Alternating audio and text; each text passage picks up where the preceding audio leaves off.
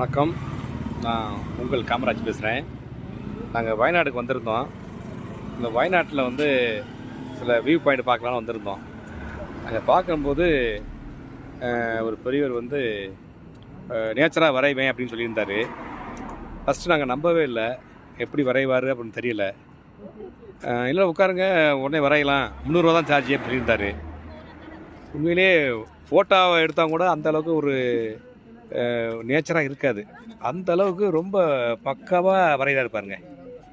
என் பையன்தான் அவருக்கு அது மேலே உட்காந்துருக்கிறது என் பையன். ஒரு ஆர்டிஸ்ட்டு. இதை என்ன சொல்கிறதுனே தெரியல, அப்படியே மெய் சிலிர்த்து போயிருக்கேன். ரொம்ப நேச்சராக பக்காவாக இருக்குது, நல்லா வரைகிறாரு